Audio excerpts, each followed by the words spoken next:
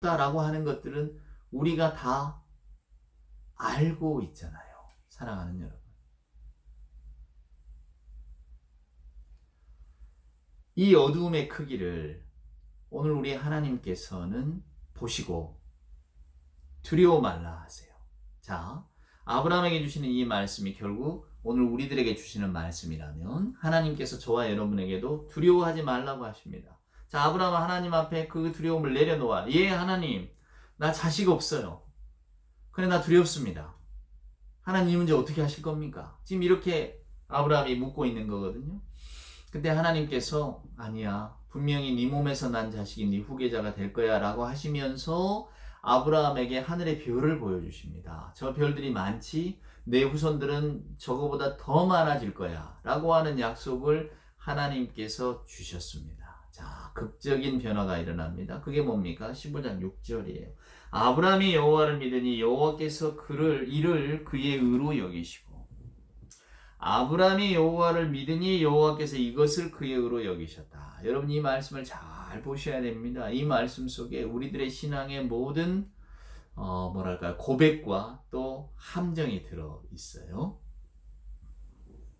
고백과 함정이라, 자, 무슨 뜻일까요? 아브라함은 하나님 앞에 항변합니다. 하나님, 나 자식이 없어서 너무 힘들어요. 아브라함이 하나님 앞에 한탄합니까? 하나님이 자식을 주겠다고 약속하셨잖아요.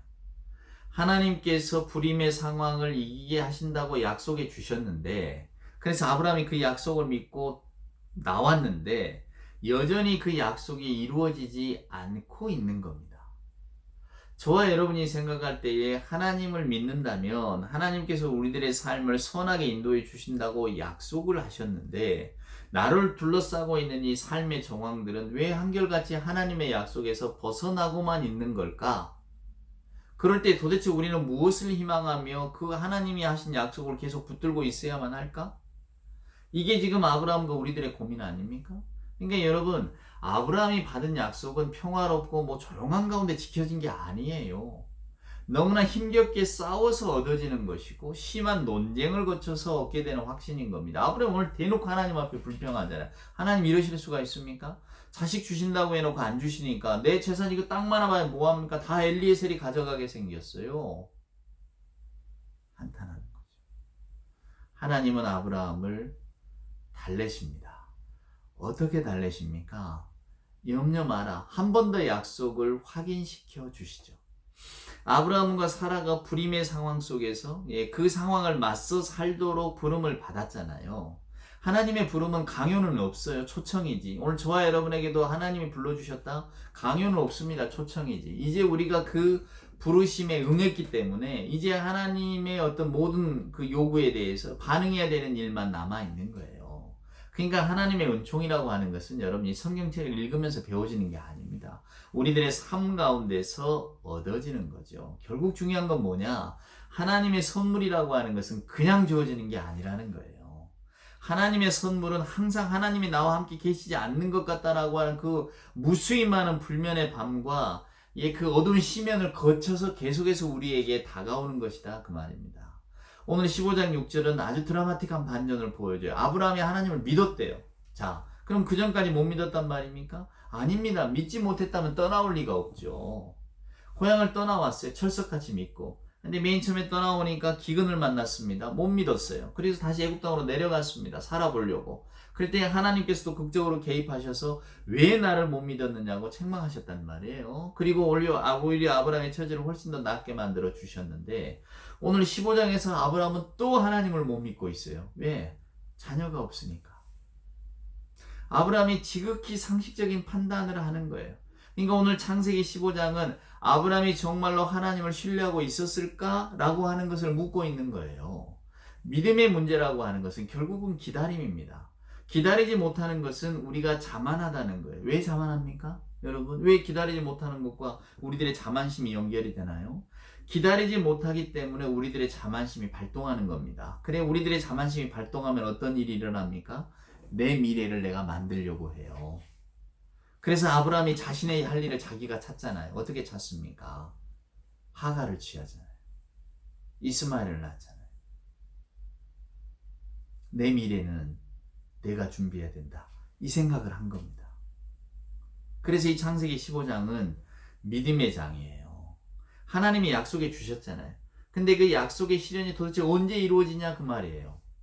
오늘 제가 설교 제목으로 달았지만은 비록 더딜지라도 기다리는 겁니다. 이게 믿음이에요. 아브라함은 하나님의 약속을 먼저 받았어요. 그래서 그 약속이 이루어질 날을 기다리고 있습니다. 그런데 아브라함의 마음속에는 어둠이 닥쳐와요. 어떤 어둠입니까? 그 약속이 언제 이루어질 거냐? 이거예요. 하나님은 염려하지 말라고 하시는데 결국 그 약속의 완성은 후손을 통해서 이루어진다는 거잖아요. 아브라함은 여호와를 믿었대요. 무슨 이야기인가요? 이제 아브라함은 자신의 노년, 자신의 삶의 모든 것은 하나님께 맡기기로 작정했다는 겁니다. 그래서 하나님께서 그의 믿음을 의로 여기셨다.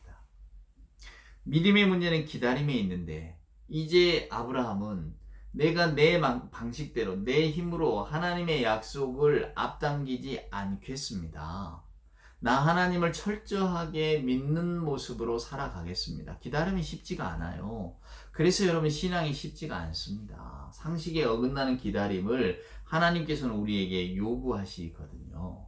근데 우리는 이것이 안 될 것 같으니까 야 그러면 내가 내 힘으로 한번 해보자 이렇게 나가는 겁니다. 왜? 우리는 기다림에 익숙한 사람들이 아니에요.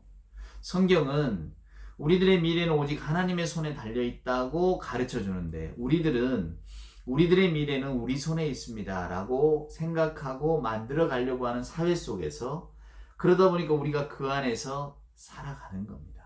그러니 약속의 실현은 내가 내 힘으로 당기는 것이지 하나님이 이루어지실 때까지 기다리고 있는 것이 아니다 라고 하는 생각들이 믿는 사람들 안에서도 불쑥 튀어나오는 겁니다. 자, 오늘 15장 6절이 어떻게 정리합니까? 아브라함이 하나님을 믿었다고 말합니다. 아까 제가 로마서와 갈라디아서 주제를 다 아우른다고 했잖아요. 바울은 오늘 이 표현을 어떻게 하느냐면 여러분 잘 들어주세요. 이신칭이라고 하는 표현이 그런 거니까 종교개혁하고도 연관이 돼 있잖아요. 그전에는 공로, 인간의 노력, 예를 들면 그냥 유대교적 전통에 따라서 우리가 율법, 우리가 지키는 이 모든 것들이 결국은 하나님의 사랑을 받는 지름길이고 이런 것이야말로 구원의 조건이다 라고 하는 가톨릭의 가르침에 반대해서 믿음이라고 하는 것, 천국이라고 하는 것, 하나님의 자녀가 된다고 하는 것은 철저하게 하나님 손에 달려있는 것이지 그래서 하나님의 자비하심에 의존하는 것이지 우리들의 의로 가는 것은 아닙니다 라고 하는 것에서 종교개혁이 출발을 하는 거잖아요. 그때 말하는 하나님의 자비하심이 뭐냐 그 말입니다. 그게 바로 의예요. 의, 제다카. 하나님이 보실 때 옳다고 생각하시는 것. 그럼 하나님이 보실 때 옳다고 생각하는 게 뭡니까? 하나님께서 하나님의 선하심, 하나님의 인자하심에 어떤 그 기초한 우리들의 미래가 그 미래를 그 하나님의 약속을 신뢰하는 자들에게 현재에 집착하지 않는 자들에게 우리 스스로가